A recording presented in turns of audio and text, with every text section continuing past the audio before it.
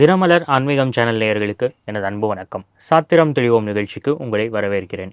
கம்பனில் காத்திருப்பு என்ற நூலை பற்றி நாம் பேசிக்கொண்டு வருகிறோம். அந்த நூலை எழுதியவர் ஆசிரியர் பேராசிரியர் முனைவர் திரு ஜெகநாத் அவர்கள் நம்முடன் இணைந்திருக்கிறார். அவரிடம் அவர் எழுதிய நூல்கள் பற்றிய அனுபவங்கள் போன வீடியோவில் நம்ம பார்த்து தெரிஞ்சுக்கிட்டோம். எப்படி இந்த உந்துதல் வந்தது அப்படிங்கிறத ரொம்ப விளக்கமாக சொல்லியிருந்தார். அதைத் தொடர்ந்து இந்த நூலுக்குள்ளே போகிறோம். முதல் தலைப்பே பார்த்தோம் அப்படின்னா கம்பனில் காத்திருப்பு. நூலுடைய தலைப்பும் அதுதான், முதல் கட்டுரையும் அதுதான். ஆகவே அதை பற்றி இந்த காணொளி இருக்கும். வணக்கம். வணக்கம். இப்போது கம்பனில் காத்திருப்பு அப்படின்னு சொல்லும்போது அந்த டைட்டிலே கொஞ்சம் ஒரு சுவாரஸ்யமாக, கம்பனில் என்ன காத்திருப்பு, யார் யாரெல்லாம் காத்திருந்தார்கள் அப்படிங்கிற ஒரு கியூரியாசிட்டியை உருவாக்குது. நிச்சயமா. இந்த கான்செப்ட் எப்படி எடுத்தீங்க? இந்த கான்செப்ட் அதுக்கு நான் திரும்பவும் மதுரை கம்மன் கழகத்துக்கு தான் நன்றி சொல்லணும்.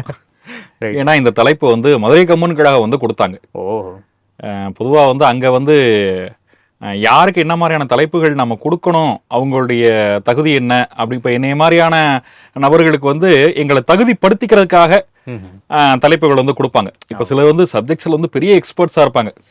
இப்போ பெரிய பெரிய தமிழ் அறிஞர்கள்லாம் அங்கே பேசியிருக்காங்க. அவங்கெல்லாம் அவங்களுடைய ஏரியா இதுன்னு தெரிஞ்சு அதுக்கேற்ற மாதிரி தலைப்பு கொடுக்குறதுன்ற ஒன்று. ஆனால் எங்களை மாதிரி நாங்கள் வளர்ந்து வரக்கூடியவங்களுக்கு என்ன தலைப்பு கொடுத்தா இவங்க எதிர்காலத்தில் நல்ல வாசிப்பை இவங்க வளர்த்துக்குவாங்கன்னு தெரிஞ்சு தலைப்புகள் கொடுப்பாங்க. அப்படி முதல்ல மதுரை கம்மன் கழகம் தான் தலைப்பை கொடுத்தது. அந்த தலைப்பு கொடுத்தாங்க. அப்புறம் அங்கே இருக்கக்கூடிய அறிஞர்கள் தலைப்பு கொடுக்கறதோடு அவங்க நிப்பாட்டிக்கிறது இல்லை, பெரிய உதவிகள் செய்வாங்க. ஒவ்வொரு தலைப்பை எப்படி பேசணும், என்னென்ன செய்திகள்லாம் திரட்டலாம் அப்படின்னு சொல்லிட்டு ஒரு உரை அப்படின்னு சொல்லக்கூடியது தனிநபராக நான் மட்டுமே பேசுறது கிடையாது. பேசுகிற வேணா நானாக இருக்கலாம். ஆனால் அதுக்கு நிறைய இன்புட்ஸ் கொடுக்குறவங்க மதுரை கம்மன் கழகத்தில் எங்களுடைய ஆசிரியர் பெருந்தகையாக இருக்கக்கூடிய போற்றுதலுக்குரிய வேலாயுதமையாக இருக்கட்டும், அல்லது கண்ணனனாக இருக்கட்டும், அல்லது அங்கே உலகினுடைய எத்தனை ராமாயணங்கள் உண்டோ அத்தனை ராமாயணங்களையும் படித்து முடித்த பேரறிஞராக இருக்கக்கூடிய பேராசிரியர் ராமூர்த்தி ஐயாவாக இருக்கட்டும், இவங்கள்லாம் ஒரு தலைப்பை பேசுறதுக்கு முன்னாடி அவங்ககிட்ட இந்த பாயிண்ட்டை சொல்லாமா அந்த பாயிண்ட்டை சொல்லாமான்னு கேட்டு டிஸ்கஸ் பண்ணி அதுக்கப்புறம் தான் நான் பேசுறதுக்கு நான் மேடை ஏறுறேன். அதனால அவங்க கொடுத்த தலைப்பு தான் இது. ஆமாம். கம்பனில் யார் யாரெல்லாம் காத்திருந்தார்கள், அது சுருக்கமாக அந்த கட்டுரையுடைய ரசத்தை சொல்லணும். அதாவது இந்த கம்பனியில் காத்திருப்பு அப்படின்றது கம்பெனியில் காத்துட்டு இருந்த நபர்கள் அப்படின்றது மட்டுமே நாம பேசலை. காத்திருப்பு எத்தனை விதமான வகைகள் எல்லாம் இருக்கலாம்.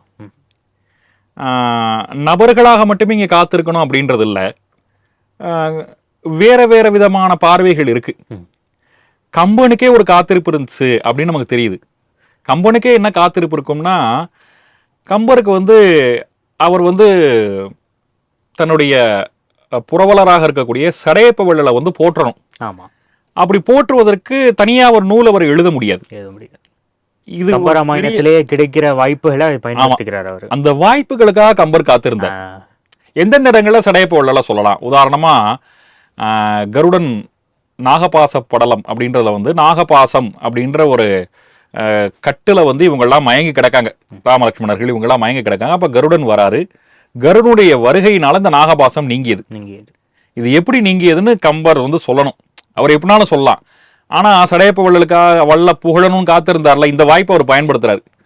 எப்படி சடையப்ப வள்ளலை சந்திக்கக்கூடிய ஏழைகளுடைய வறுமை நீங்குமோ அதே போல கருடனுடைய வருகையினால் இந்த நாகபாசம் நீங்கியது அப்படின்னு அவர் சொல்றாரு.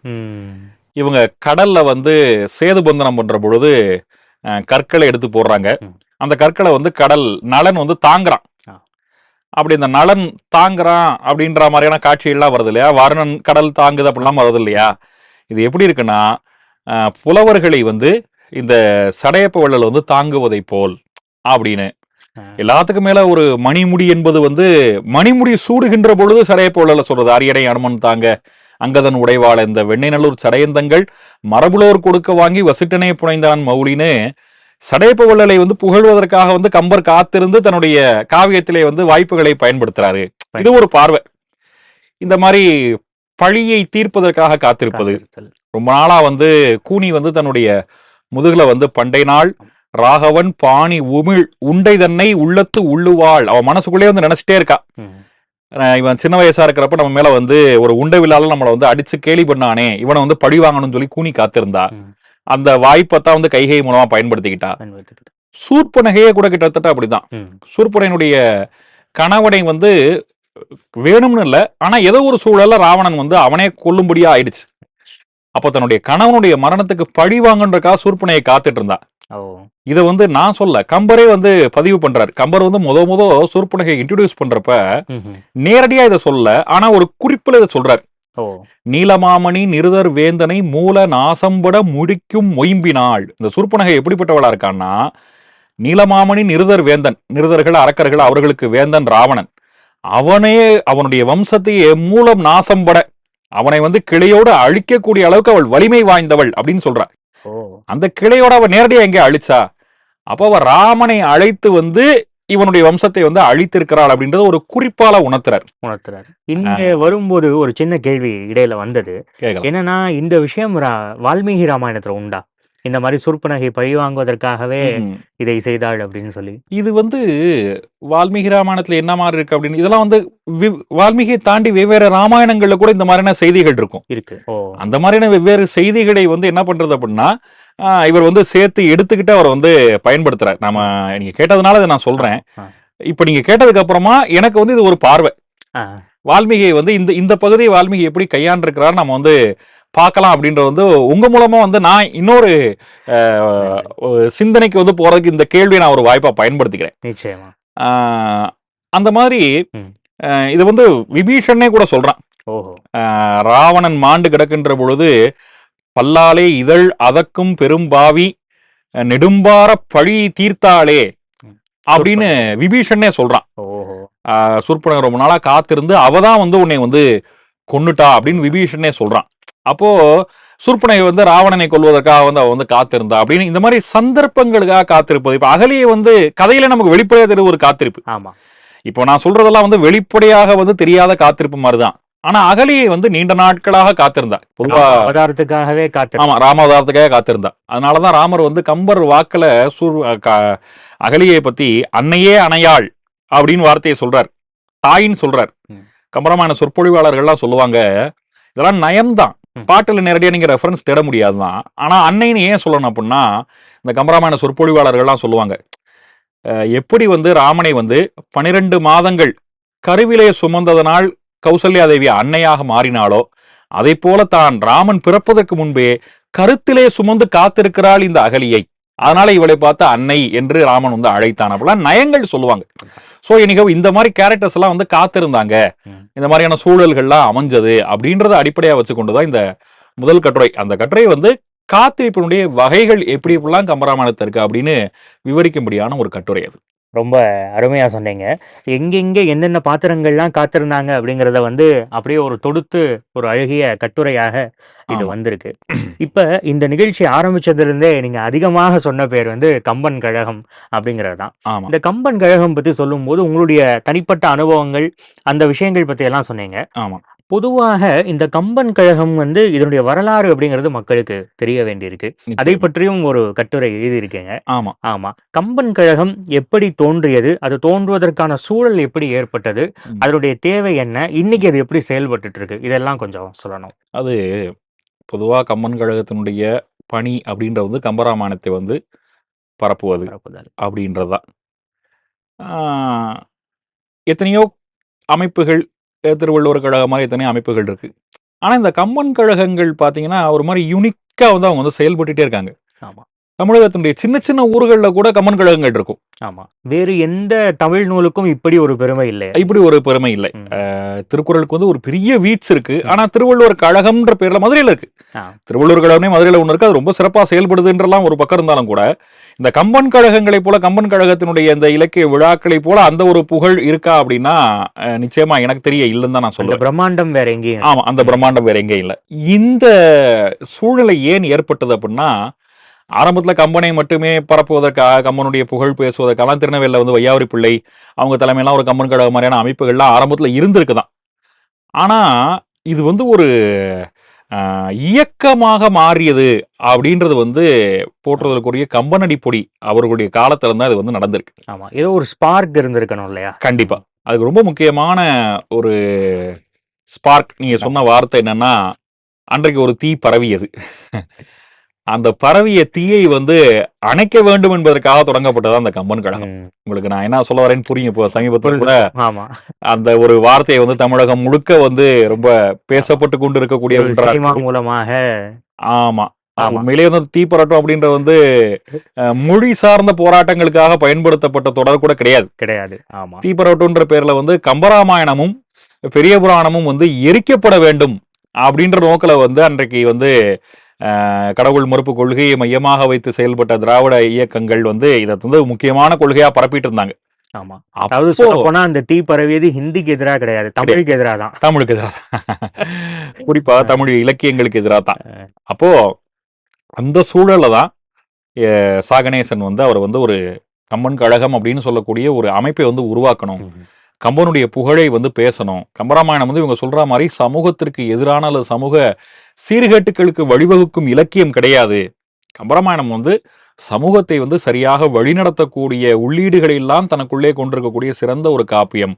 ஒரு மொழியினுடைய வளத்துக்கு அடையாளமாகவும் அந்த மொழி சார்ந்த பண்பாடுகளை சுமந்து நிற்கக்கூடியதாகவும் தான் இந்த காப்பியம் இருக்கு அப்படின்னு சொல்லக்கூடிய இந்த காப்பியத்தினுடைய பெருமைகளை எல்லாம் சொல்லணுன்றக்காக தான் காரைக்குடியில வந்து அவர் வந்து இந்த கம்பன் கழகம் என்று சொல்லக்கூடிய, அதுக்கு முன்னாடியே இருந்திருக்கலாம் கம்பனை புகழ் பாடக்கூடிய கம்பனை பரப்பக்கூடிய வேற அமைப்புகள் இருந்திருக்கலாம். ஆனாலும் கூட இந்த அமைப்பு சாகணேசன் அவர்கள் வந்து உருவாக்குனதுக்கு அப்புறம் தான் அதனுடைய இன்ஸ்பிரேஷன்ல இங்க சென்னை கம்மன் கழகம் இப்ப கூட அவங்களுடைய பொன் விழாவை கொண்டாடினாங்க. இங்கே சென்னை கம்மன் கழகமா இருக்கட்டும், இங்க மதுரை கம்மன் கழகமா இருக்கட்டும், அல்லது இன்னைக்கு சமீபத்துல லேட்டஸ்டா வந்து இப்ப கோயில்பேட்டில் வந்து ஒரு கம்மன் கழகம் வந்து ரொம்ப சிறப்பா வந்து செயல்பட்டு இருக்காங்க. நம்முடைய நண்பர் சரவண செல்வன் தான் அதுக்கு வந்து செயலாளராக வந்து ஒரு ஊக்கத்தோடு வந்து செயல்பட்டு கொண்டிருக்கார். அப்போ இந்த மாதிரி இன்னைக்கு தேதி கூட வந்து கம்மன் கழகங்கள் உருவாயிட்டு இருக்கு.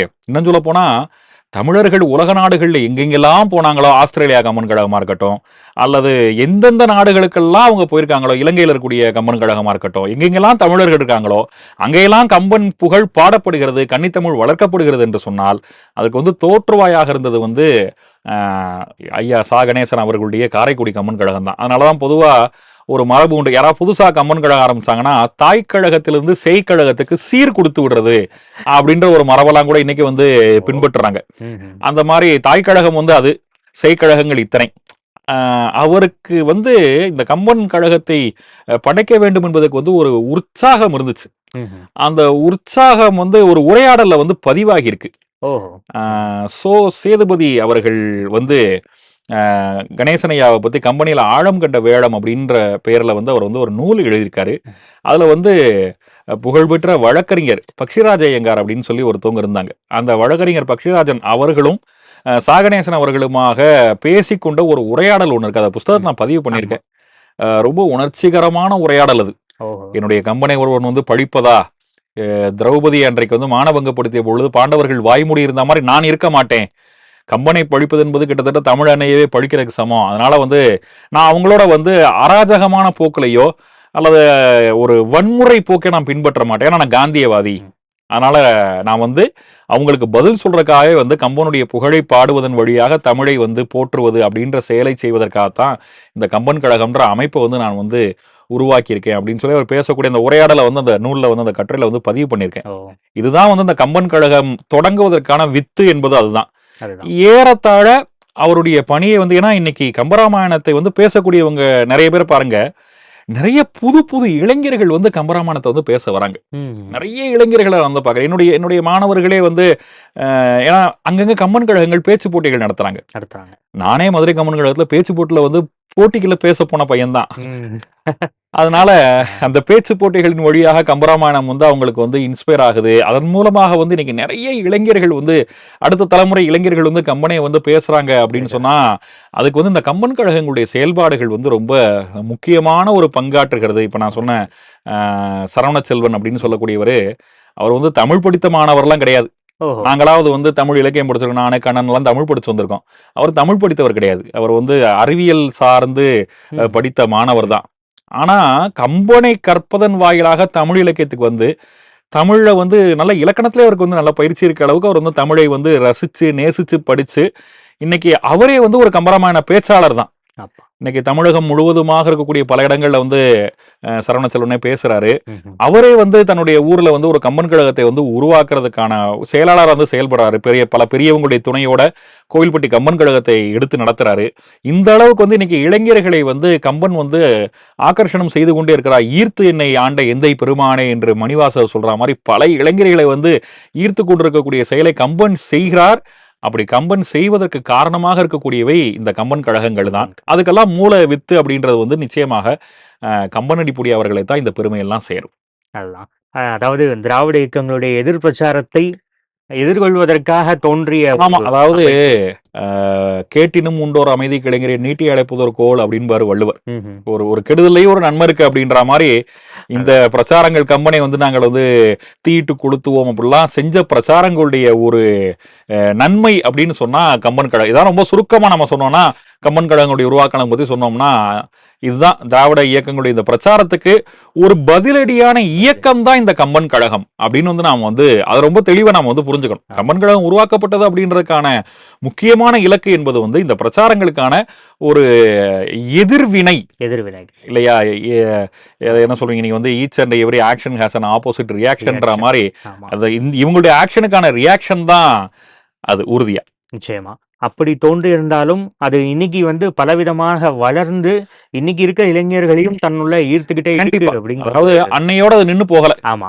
அது வந்து ஒரு பெரிய ஆலமரம் போல அங்கங்க ம். கிளை பரப்பி அதான். தொடர்ந்து வந்து அங்கங்க கம்பராமாயணம் வந்து கம்மன் கழகங்களின் வழியாக வந்து பிரச்சாரங்கள் ஆகிக்கொண்டே இருக்கின்றன. ஆமா, ஆமா. நிச்சயமாக. கம்பனை படிப்பதன் மூலமாக தமிழ்ல ஆர்வம் வருது. நிச்சயமா. தமிழை படிக்கிறார்கள், தமிழ் இலக்கியத்தை படிக்கிறார்கள். கண்டிப்பா. கம்பன் மூலமாக ஆழ்வார்களுக்கு இன்ட்ரோடக்ஷன் கிடைக்கலாம். கண்டிப்பா. இது தொடர்ந்து தமிழை காப்பாற்றுவதற்கான ஒரு மிகப்பெரிய ஆமா. ஏன்னா ஒரு மொழியினுடைய இருப்பு அப்படின்னு சொல்லக்கூடியது மொழியை வந்து பாடமா படிக்கிறதுன்னு மட்டும் நாம சொல்லிட முடியாது. சொல்லிட முடியாது. அந்த மொழியினுடைய இலக்கிய வளம் என்னன்னு தெரியணும். அந்த மொழியினுடைய இலக்கிய தரம் என்ன, இலக்கண ஆழம் என்ன, இதெல்லாம் வந்து இலக்கியங்களை பாதுகாப்பதன் வழியாக தான் ஒரு மொழியை வந்து நம்ம வந்து லைவ்லியா நம்ம வந்து வச்சுக்க முடியும். பண்ண முடியும். அப்படி இல்லைன்னு சொன்னா மொழின்றது மியூசியத்துல போய் முடங்கிரும். ம். அப்போ தமிழ் வந்து இன்றைக்கு வந்து தன்னுடைய வளங்களை வந்து அதை இன்றைக்கு செலுத்திக் கொண்டே இருக்கிறது, அது வளமாக இருந்து கொண்டே இருக்கிறது என்பதற்கு வந்து இந்த கம்பன் கழகங்களுக்கு வந்து ஒரு பெரிய பங்கு இருக்கு. ரொம்ப அழகா சொன்னீங்க.